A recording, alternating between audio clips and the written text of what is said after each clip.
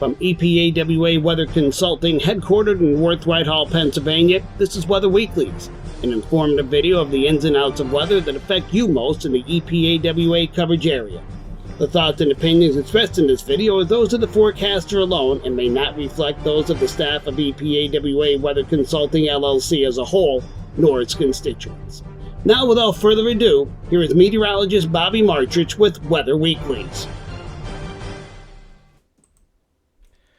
Good Sunday morning to you. Weather Weeklies is back. It seems like it's a national holiday, right? Everybody's asked me, when's Weather Weekly starting? But here we are. It is every Sunday throughout the winter months, and it begins always begins the first week in November, first Sunday in November, and every Sunday thereafter throughout the winter season. And it's always after, it's the same day every year. It starts on the same day, same first Sunday in November. It's after our winter products begin, and that is on November 1st every year. So that's when EPAWA's winter weather season starts, and that's why we have all our renewals take place at that time with the My Pocket Meteorologist text alerts and forum and all that stuff. That's done at the same time. So here we are. This is for those of you not familiar, this is a weekly video blog. It's an editorial-based blog, so this is my opinion. It might not necessarily reflect the opinions of the other forecasters that are with us. Usually it does, but sometimes I get one or two forecasters like, I wouldn't have said that.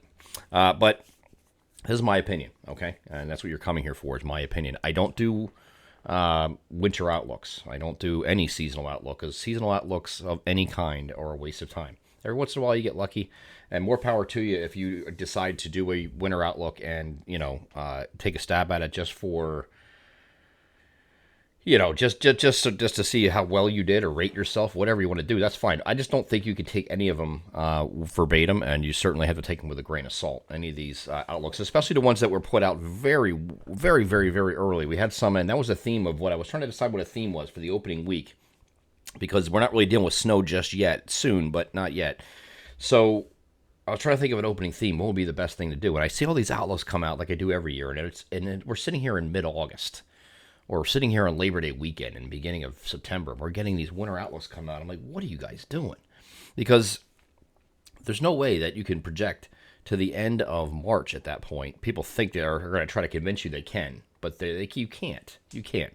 We do a 5 to 6 week long range lead time and limit it to that, and that's it, because it's a much more realistic time frame to forecast ahead, and even that is a struggle. So if you're trying to do like 3, 4, 5 months in advance, good luck. And there's a lot of those outlooks that came out in August and September early in the season. They were suggesting that this is going to be a doom and gloom winter, much like each of the past two, where we really didn't get too much snow at all, and it was because it was going to be a strong east-based El Nino, and you're done. Well, things have changed since then, okay? So it's not as doom and gloom as it seems. So I did say something about it on Twitter. Doom and gloom does not mean, in my opinion, is basically a repeat of the last 2 years where we didn't have any snow. Some of you like that and say that's not doom and gloom at all. I don't want any snow. I don't think you're going to have any luck this year with that, with getting very little snow. I do think we're going to be a lot more active. Saying we're going to be more than that, more snow than last year is kind of a given. I can't get any much worse than that. But I think we'll be in many places above average in terms of snowfall to this year, especially as you get farther east and southeast in our region. So that's just my 2 cents, and that's my opinion. That's not an official outlook. It's just what I feel is going to end up happening. But I will tell you, if you look at the November outlook here, a long-range table that we did on Friday, you see a lot of this back and forth between cold and slightly above average, then slightly below, then slightly above, then slightly below, near to slightly above. It keeps going back and forth. So what happens in November is we see a step-down process toward winter. It goes like this, right? This is the step-down. Each time, these warm shots are coming between. So it starts off, you warm up, you get a warm surge, then it gets cold. And then it warms up, but not quite as much, and then it gets cold again, or colder than last time. Then again, warms up again, not as much as the previous time, but it still gets warmer, and then it goes down again. This is going to continue this process, and a lot of this time this year, we can see signs of what's going to happen down the road in winter, and the autumn months kind of show their hand of what's to come. And I'm seeing that a lot of this up and down stuff here throughout the fall so far. So what I think is going to end up happening, this is going to continue to December, and I think it's going to continue, because we can see in December, I think it's going to be up and down in December also. And by the time we get to the winter months, if you're doing that up and down stuff, that means you're not going to have patterns locking in for a long period of time. So what does that mean? Like if you get a big cold shot that, temperatures are no higher than 32 and it's just brutally cold, and it's not going to be like that for 2 weeks at a time. Okay, it might be like that for 4 or 5 days, 3, 4, 5 days, and then it gets warm again, maybe for a couple days, and it goes right back down again. So this is not good for sustaining snowfall on the ground throughout the winter. So if you're not going to have like it snows in early January, it doesn't disappear to the end of winter. That's not going to happen this year, I don't think. They're going to have an up and down stuff, and it will melt in between. But you will have snow chances and multiple snow chances this year because of the El Nino in place, and I do think it's going to be. You're going to have a lot more snow this year than last, certainly. So if we look at our snowfall at the bottom of the chart, let me go back here. The snowfall at the bottom of the chart, just near average in November. That doesn't really yield too much in November anyway. And I'll just jump ahead to that next slide, and I'll get to in a second. But then we have near to slightly above average in December. December is one of those months everybody said was going to be a blowtorch. I don't think so. We have near average temperatures and a lot of this up and down stuff in December too. So I don't see a blowtorch here in December like was indicated earlier a couple months ago. It doesn't look like it anymore to me. But here's what we have for as far as average snowfall. This is what average snowfall is across the region in each month, and these are our major climate sites. November doesn't do much. Unless you get up here in Scranton, Wilkes-Barre, you're not getting anything that's really notable. I mean, these are measurable up here, but barely. Okay. The other locations don't get too much in the way of snowfall here in November. We do pick up in December, but it's just starting to trend in the direction of more snow. December is still not it's kind of hit or miss, right? It's not an overly destructive month for snowfall. Typically, on average, it's you get some lighter snows, your first snowfall or two, usually minor. You might have one bigger one in there and get lucky, but you got a lot of you do step up notably from November, but you see that November is not really that much. So when we say near average, don't expect that much this month, okay? Here's what year-to-date snowfall is. Obviously, zeros across the board. Nobody's even had a trace just yet. And there are some areas that actually have, to this point of the year, as of November 5th, they do have measurable snowfall that has occurred on average, normally, right? So Scranton should see about an inch of snow so far and have not seen anything. So at least nothing measurable anyway. They had a few flakes flying already. But that's it. That's where we're at now. We're going to keep updating this every single week. I know it's not early yet. I just want to show you that to keep the format together, and we'll update this every single week as we move forward. There are some indications from the ensembles that once we get around the middle of the month and then the second half, you get some interior snows, all right? And this is the GFS ensemble, but look where it is. It's all up here. This is where climatology favors, and as you get closer to Thanksgiving at the end of this loop, second half of the month, that's when your chances go up here. Here's the second half of the month getting around Thanksgiving. Look, and it's all I-80 north on those areas. Poconos, you can see your first snowfall. So those are the climatologically favored areas anyway, and the ensembles are starting to show that in those areas, most notably, there's an increase in snowfall over the next 2 weeks. We're probably not going to get into this just yet. We got to wait a little bit, except for something maybe very minor. Could be some lake effect involved here, whatever. But we'll get into that in the coming weeks. I really want to talk about the pattern overall, and why you can't believe why everything you've read in these winter outlooks that were put out, no matter when they were put out, because a lot of them either that were released more recently still are kind of like, we're not going to have much snow this year. I don't think so. I really don't. A lot of this has to do with their thinking anyway, is that El Nino, which is what we are in now, these are all positive sea surface temperature anomalies in the equatorial eastern Pacific. So because these temperatures are above average, it is an El Nino. But, the placement of where these best anomalies are important too. And you see them warmest waters relative to average is plus 2.6 degrees Celsius in Nino 1 and 2, far eastern portions of the Nino regions near the Peruvian coast. Okay, so that would be east-based. Also, here is Nino 3 at 2 degrees.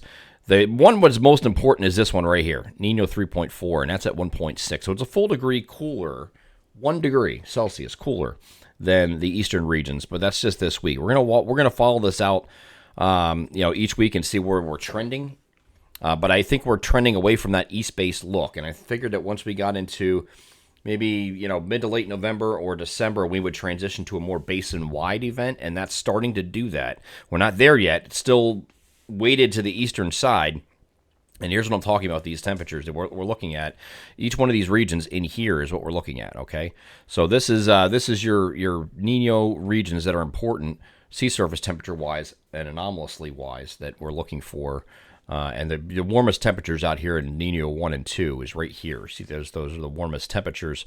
And then as you move west, it gets a little, it's still warm all the way across, but it's not quite as warm as in the eastern areas, which is here. Okay, so we need this to basically spread out a little bit. Okay, so instead of being all like located just here, it needs to continue like it has been doing, spreading westward, so it's more of a basin-wide event. So it could be a strong El Nino, could even be a super Nino, which I don't think is going to get that quite that high, but it could be a strong El Nino, and you could still get some really good snow in a strong El Nino. So I don't know. It depends. It depends on where it is in this, where the best sea surface temperatures exist. Okay. Here's what the model predictions of ENSO going forward. Now this is from October. They haven't updated it yet, so they expect it to peak right now. This is right where we are, right here. So we're kind of at our peak right now. We just need to see it level out a little bit. So across the entire basin, we need to have it almost equally as warm as the other regions. So there's nothing, and it is not east-based. If it's east-based, I will tell you right now, if we go through winter and it remains east-based or gets stronger east-based, it's a kiss of death for winter. But we're starting to trend away from that over the last couple, let's say, a couple of weeks here. We've been trending away from that, and the western regions of Nino 3 and 3.4 are starting to play catch-up with the eastern regions. And that's indicative of something becoming a little bit more basin-wide, and that is a good thing if you are a snow lover. It's not a bad thing. It doesn't matter if it's strong or not. It doesn't. That's a fable, okay? Here's what El Nino does. This is a paintbrush El Nino. We talked about paintbrush La Nina last year. This is El Nino this year. Cooler and wetter across the southern United States typically, and warmer, but this is warmer relative to average, so don't get excited. This isn't 90 degrees up here in Canada. This is just, instead of being minus 20, you're only 0, okay? Something like that. It's just not, it's still cold up here, so don't get the wrong idea, but it is a little drier as well. Polar jet stream cuts off the north, but every once in a while when you have, especially when you're blocking, this will dip down here like this instead and tap into some of that southern jet moisture, which is an extended jet stream. We have the extended Pacific jet this year. We will. It's very persistent, but it's an amplified, more southerly track. So this will be better for us. You don't have these. You won't have a lot of systems cutting through the Great Lakes this year. In other words, okay. You may have a few of these Alberta clippers, which we don't even hear about it anymore, right? We haven't had those in a while. Come down to a point and then redevelop into a Miller B type thing, like a handoff here. It might do that. But I think you're dealing with a lot more energy and a lot more moisture from the southern U.S. involving these storms this year. So you have a higher potential on the precipitation side. And again, you can have a very, I think this is going to be a year that we're using the Godzilla logo, because I haven't had to use it at all last year. But here's what the National Weather Service has, or NOAA, for the winter outlook. Their seasonal temperature outlook is following the paintbrush idea, where it's above average temperatures across the northern United States, near or slightly below further south. And here's precipitation. This is the only thing I agree with as far as precipitation is concerned, is that we will be on the wetter side of things coming up the coast here. The further interior you go to below average. So this precipitation outlook, I think, looks pretty good. I can get behind. I just don't think this is the December through February period on the winter outlook from NOAA, and I think it's probability based. I understand that, but it's just given the indication that it's going to be a warm winter, and that's not what this is saying at all. Okay, I think that you could have one period within these 3 months that is a little milder, maybe a January thaw, maybe December finishes very slightly above average. Technically, that's slightly above average, but it still might be cold enough to snow. You know what I mean? So it's a little misleading. It doesn't tell the whole story of how it's going to go, and I don't think it's going to be. This is not telling me it's going to be a snowless winter anyway. But again, I understand probability and statistics. Most people don't, as I found out, unfortunately. Here's what they are as far as El Nino and La Nina years. I want to cover this first because this chart is up to date except for the last 3 years. Which should be, you have last 3 years were La Nina. They would be on this side anyway. We're looking at this side here. Okay, this is the El Nino side. We're definitely going to be an El Nino for winter. Some of these are they're about half here as far as like whether they're a good winter or not. Okay, so people have told me that, hey, I've been hearing a lot. Well, if we have a very strong El Nino this year, that's the kiss of death for winter. No, it's not. No, it's not. Okay, so this is a strong El Nino right here, 57, 58, very lucrative in snow that year. 82, 83, very lucrative in snow that year, especially second half. The big theme here is that the second half, when we get into January, February, even March, it's more of a backloaded winter instead of early in a lot of these, but they still produced. Okay, now 97, 98, blowtorch didn't help us at all. 2015, 2016 was pretty much a wash. We got lucky with that one storm that dumped. You had that blizzard in January. Was it January? I think it was January. We ended up getting one storm that dumped an entire season's worth of snowfall, and then that was it. That was all. So this is pretty much a miss too. We got lucky with one blizzard saving the day. But there's a couple in here that these are above average winters here. This one, those are above average. This one was not. This one was not. Okay. Most recent moderate El Ninos, we can get it back into a moderate, which I think we're going to eventually get to by the end of winter. Then 2002, 2003, and 2009, 2010 were very good winters also in the most recent ones. So we have a chance to really have a big turnaround this year, and I can see that here. So, but there's nothing, you can't look at these winters and say, well, it's a strong El Nino, so that means we're not getting any snow. Well, obviously that's not correct. Oh, well, okay, very strong. Well, no, that's not correct either. It depends on where in the equatorial Eastern Pacific the best anomalies are. And if it's more basin wide, like those ones that I showed you, snow was more lucrative, it was because it was more of a basin wide event and not east base. That's the key to this winter, getting rid of this. Not getting rid of it, but it needs to balance out and become more basin wide. If it does, it doesn't matter how strong it is. Okay, you're still going to get a good amount of snow. And we know that because if you go into the sea surface temperatures here, even though the warmest anomalies are over here, it's plus 27 degrees Celsius here. You go out to the western portions out here, out by Nino 4 and 3.4, water temperatures are 29, 30 degrees Celsius. So they're warmer here. Why is that important? That's important because these are the prime phases of the Mount-Julian Oscillation for wintertime, for expecting cold and snow in our region. If you have the best convection in these areas, which is going to follow the warmest temperatures, typically it'll make the jet stream do one of these numbers here, right? Latent heat release from these thunderstorms that are piling over these regions. That's what the Mount-Julian Oscillation is, and here's where those look where it is right here. Phases 7, 8, and 1 are right in here, and guess where the warmest temperatures are? 7, 8, and 1.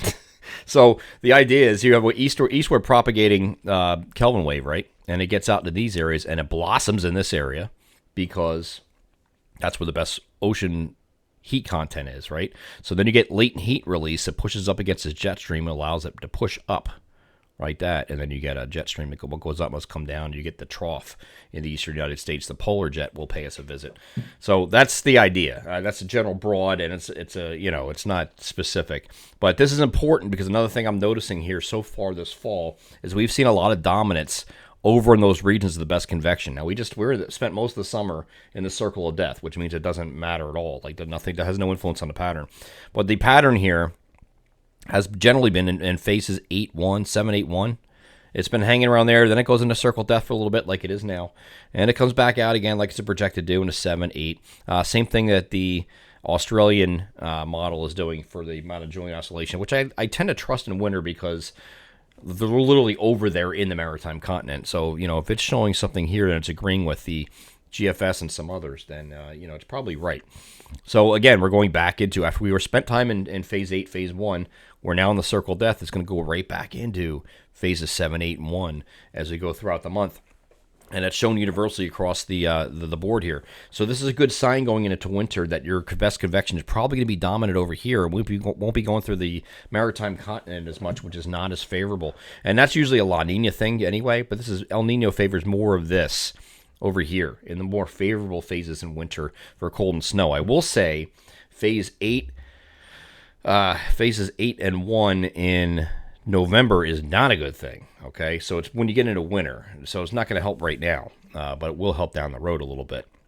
Okay, so this is one of those. This is an intra-seasonal thing that I think we're gonna have to watch for coming up in the winter, and this is another reason why I just think it's going to be a lot more lucrative than we've had over the past couple of years. And a lot of it, the main takeaway here is going to be these sea surface temperatures, and not how hot it gets. And it could, I don't care how warm it gets, really don't. I don't care.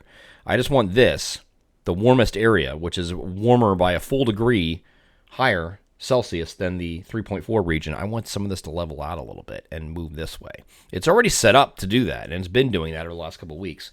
It's just not quite there yet. By the time we get into the winter months, if it's more basin-wide, you're going to see something like we've seen in these years. Those years that I mentioned that had the whoop, I messed up my little throwing here. Give me a second. All right, try this again. So these years that I identified as being very good, right, across the region, were, in every one of those cases, they were basin-wide events, okay? And that's why we had this. This was east-based, okay? This was largely east-based until the very end of winter. We got lucky with that blizzard there, but this was not east-based. Or this was east-based. This was east-based. So if they're east-based, it's a kiss of death. That's basically the bottom line. So that's what we're going to be watching here over the next couple of weeks to see where we trend, okay? That's all I can tell you. I can't tell you what it's going to do. I'm not going to sit here and try to predict how the winter's going to be. I do think it's going to end up being a basin-wide event, and I've been saying that for a couple months on Twitter and things like that. I think by the time we get to December, it's a basin-wide event, which changes the ball game for these winter outlooks that you read earlier in the season that said, oh, east-based strong El Nino would kiss of death. Well, it would be. I don't think it's going to be there, okay? So El Nino and its strength is important, but where the warmest sea surface temperatures exists matters more, and especially with that Matt and Julian oscillation I talked about. 2024 winter may get off to a slower start, but could still be a decent early snowfall or two. That's something also I wanted to address, is we have a lot of those years that you started off slow, and it was mostly in January, February, or mainly February, March, that you had all these big snows. You still had an early snow somewhere in there that might have only been 5 or 6 inches, but it's still an early snow in December that we could get off to, maybe even late November, but I'm thinking more December. That has a better chance to happen. Intra-seasonal patterns will dictate how winter plays out, and probably not locked in any given pattern for very long. So if it's turned milder for a couple days, it's literally only a couple days, and it goes back to cold again. Same thing with the cold, doesn't last forever. It starts to moderate in between systems. I think we're going to be doing a lot of that up and down stuff throughout the entire winter. So, again, I don't have anything specific for you. Once we get further into winter, it's going to be, when we have storm signals pop up, we'll identify those. We'll show you those, give us our ideas on that. Right now, it's a little bit too early for that because it's still the beginning of November. I just want to give you more of an overview of what we're looking at, things you can look for in the upcoming year. Don't just ignore those winter outlooks. If somebody wants to take a stab at it, more power to them. But I'm telling you, it's just not. It's a waste of my time. It's a waste of everybody's time. Just take it with a huge grain of salt. One last thing is the My Pocket Meteorologist text alerts and premium forum did start, in fact, on November 1st, like it does every single year. You can now get in on the text alerts and the premium forum for the upcoming winter. Again, I expect it to be a lot busier than it has been over the last year or two, so it should be pretty busy this year. The link right here is above on this video here. It's our website, epawaweather.com/winter weather alerts. That'll take you right to the landing page for the alerts themselves, and you can order them there and get signed up for the winter. If you had them last year, they already renewed. Don't order them again. I don't want to be doing a bunch of refunds. Some of you might not even realize that they renewed, but they do. They renewed on the 1st of November. So you had them last year. Don't have to reorder them again unless there was a problem with your payment source. But other than that, if you're a new customer, you can get on at that link above. That's this edition of Weather Weeklies for Sunday, November 5th. Join us again next week. We'll give you an update on where we're trending, because that's what we're going to be doing here over the next couple of weeks, is where we're trending from. That give you the starting point. Where are we trending from, from the El Nino standpoint, most notably, and if we have any systems pop up that we have to discuss at that time. Take care.